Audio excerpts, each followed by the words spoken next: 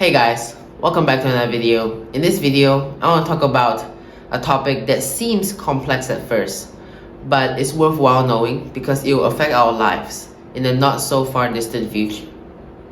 And this topic is about the financial crisis of the United States. I want to talk about how the financial crisis in the United States will affect the whole world. So let me break it down for you. And now on to my first point, which is, what is a financial crisis? In case some of you guys out there don't know.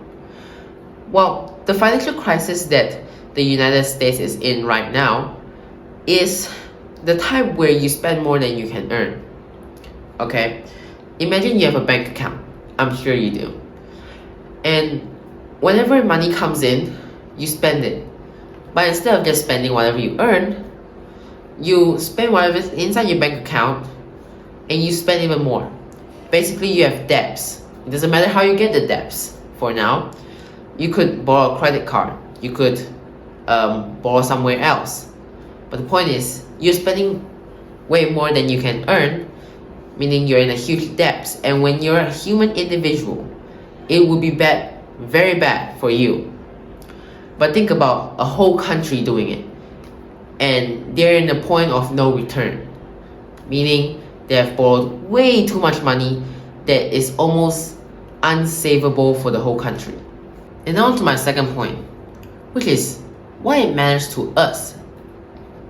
Why should we care when America is in $33 trillion debts? How does that matter to us? Well, just imagine this, okay? America is like a huge player in the economy throughout the entire world. Okay, he goes around with every single country doing business with them. So a lot of businesses throughout between countries are with America, meaning they buy your stuff, you buy their stuff, and basically you need this money flow. You do business with other countries to boost your economy, get more exports, get some more import. With blah blah blah, add up, become better economy, right? More money flow, better economy.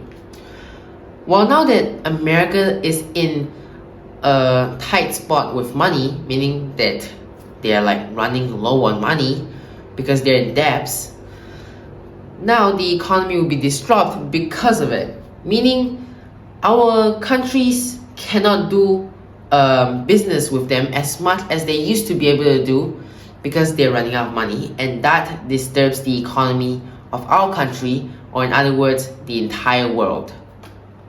And now to my third point, which is what happens when a financial crisis occurs to the United States. Okay, let's talk about what would happen if the US get into trouble. So the first one is global recession. So global recession, you can think of it as this way. Basically, when you play games with your friends, maybe it's a group of 5, okay? And your key player, your MVP player of your team, there's always that one player that is just extraordinarily better. He just decided to go, I'm tired of playing. I'm done. Just gonna sit back and watch you guys play, okay? I'm just tired, guys. I'm sorry. Once this happens, it slows down the game. Not just the atmosphere, but the game itself, right? And you guys could lose.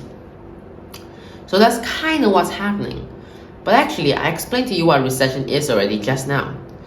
Recession is when America is such a huge player in the economy, and he does a lot of trades with other countries.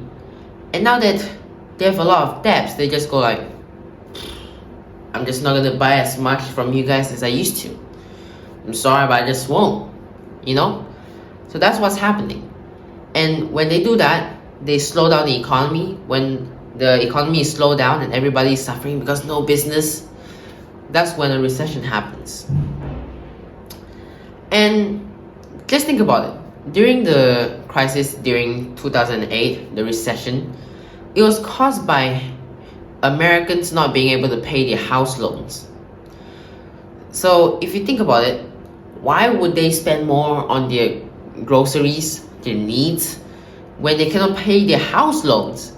meaning they will cut spending and then try to pay off their house loans, but they already can't. They're struggling. So that's where it go downhill, and then it will hit other countries like a wave. Every country will be affected since America is such a huge influence in economy in the world, and this will cause higher rates for unemployment and financial troubles for a lot of people. And now let's talk about oil prices drop. Let's talk about oil, something that we use every day. Okay, so when the US say, oh, I'm actually like in debts right now, so I have to cut my cost. They don't say that to the world, but the world knows it because their debts is kind of public. But you know, when they say we cut costs, they're going to cut a lot of things, and some of it are going to be oil. Okay, so when they cut oil, saying, well, actually we don't need that much oil actually, so they cut oil demands.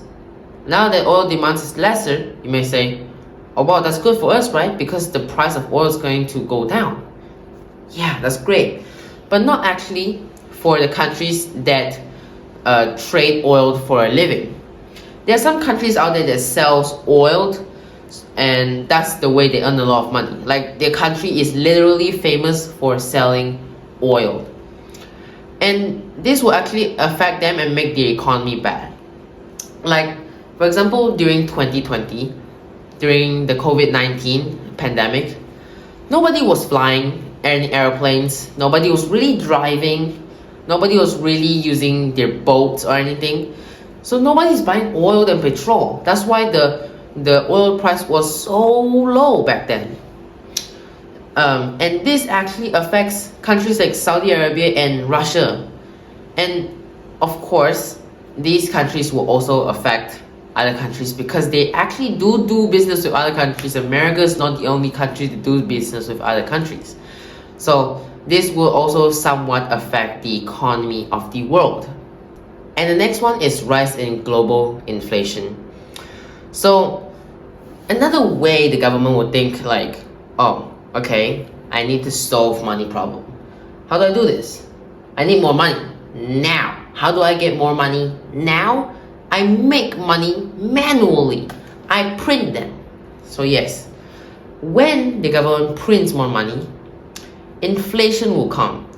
Because there's now more money in the world. More money in the world means more people can have more money. More people can have more money. More people can spend. More people can spend. The more people think, more people are buying my things. Now I can increase my price of my sales, of my goods and services. When they increase the price of goods and services, it will lead to inflation. So yeah, and when you say, well, I don't want to increase my price because that will lead to inflation, you think the world cares about you? You think you can, change the economy? Not really. So they will also follow to increase the price, and that's how inflation spikes. Like a few years back in Zimbabwe, they had such high inflation that they need to bring a wheelbarrow to buy normal things like a bread. So it's really quite a headache. Now, onto global trade disruption. So what about this point? What I want to say at this point is that when somebody just gets out of the play, okay, you have this supply chain, okay? A supply chain is where when you have a wholesaler, you have a creator, you have the creator sell to the wholesaler sell to the retail. So it's gonna be a whole topic to talk about how supply chain works. But you can think of it as a food chain, except for delivery, okay? So what happens when America cannot do as much supplies as they used to be able to do? They just can't. They don't have enough money. Because even if you want to sell something, you need money to sell something, which is ridiculous, but they do. So what will happen when America cannot sell or export as much as they used to be able to do? It creates supply chain disruption.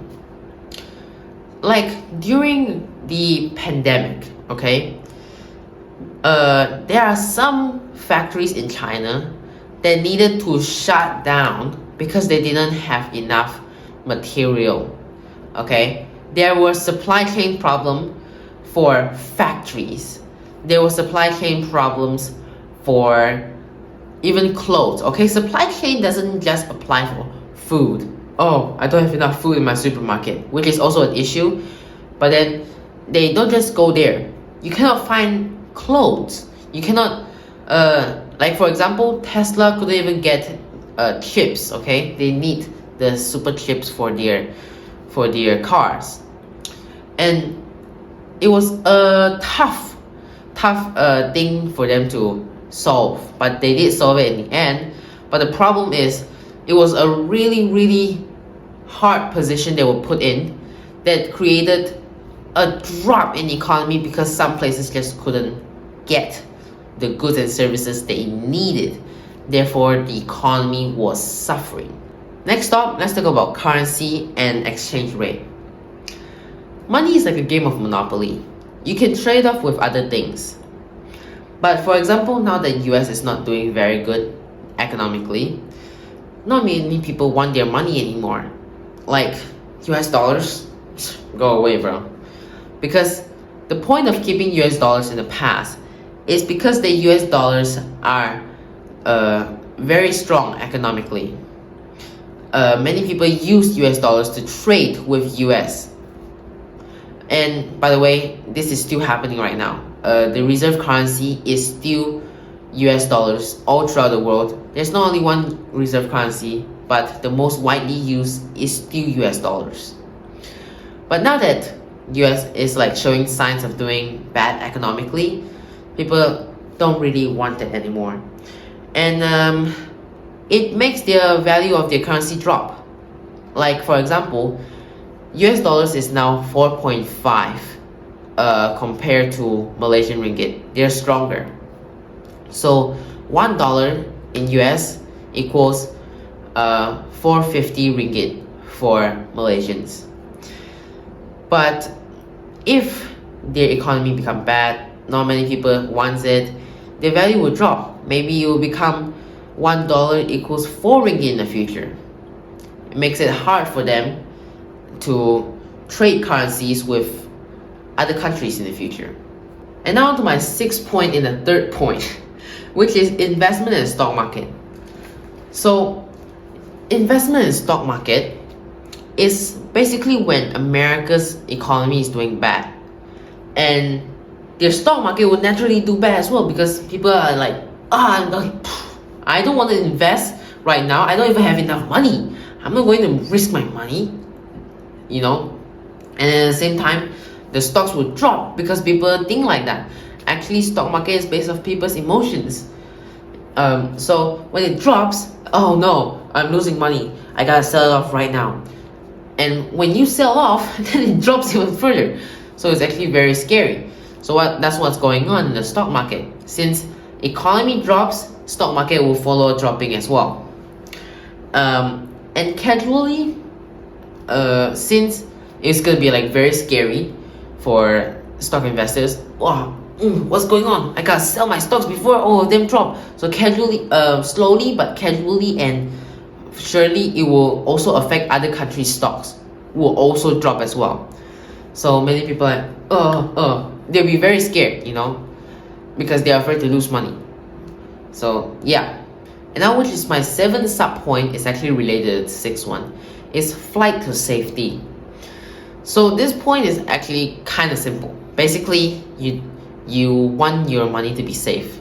So when everybody is like panicking, oh no, my money in the stock market is not safe, what do? I take it out. But I don't want to hold on to this cash. It's casually devaluing. I need it to put it somewhere so it maintains its value. They find other things to invest in. For example, US bonds. US bonds is supposed to be the safest investment in the world. But looking at the situation now, it might not be the case. So for example, when Europeans has faced a debt crisis, a lot of them just rush their money into US bonds, so the price of US bonds just shoot up. So yes, that's an example of how when people take their money out of the stock market because they're panicking, and then they want somewhere to put it, they'll maybe actually just put it in maybe fixed deposit or something. I don't know if there's fixed deposit in all countries, but they'll put it in like US bonds, fixed deposit, and sort of things like that, where it's supposed to be safe. Or potentially even crypto and gold and silver. Gold and silver is actually a large option that people choose as well. So now after I've told you all of that, what can we do about it? 3 main things: be informed, plan ahead, and diversify. First, be informed. Do your research. Catch up with the latest news. Being informed with the latest news is one of the best ways for you to understand what's coming. Don't be informed when the situation comes. Watch speculations. Watch people that has a very experienced life in this sort of things. Watch them talk about it, and then you will understand, oh wait, yeah, that makes sense. Something bad is coming. Next is plan ahead. Don't just watch, be informed but do nothing is useless. Plan ahead. Plan where your money is gonna go. Plan how you're gonna use it. Or should you try to use it right now? So, plan ahead basically. Next one is diversify. If you have many investments, one of the ways to get your money to safety during a crisis, because you kind of feel like, I think my investment is gonna crash, then it's the right time to diversify your investment into other things. Like I said, potentially gold, silver, crypto, or US bonds. Even though these are not the necessary most exponential one, except for crypto actually, but they are a diversification choice. So in conclusion, the US crisis is actually not a distant problem. It's actually quite close to us, in fact. And not gonna exaggerate on anything, but you can actually change your life in a crisis. So a lot of people actually don't think this is true. I personally thought that this couldn't be true as well, that some people don't suffer during a crisis because they're just so well informed, planned ahead, that they could just navigate through the whole process because they already have a plan B. And with this plan B, they actually do very well during this crisis while everybody is actually suffering. They in fact are already well prepared. And this also well prepares us for the future. In fact, that's why many people actually change their life after a crisis, where they're actually much more comfortable than a lot of people after the crisis, which would be a shock to a lot of people. But then they work hard for their research, they plan ahead, they do good money management, and that's how they end up with their results. So it's actually possible. So yes, do your research, stay informed. That will be it for this video. I hope you enjoy it. I hope you learned something out of it. I hope you like and subscribe, and I'll see you in the next one. Bye.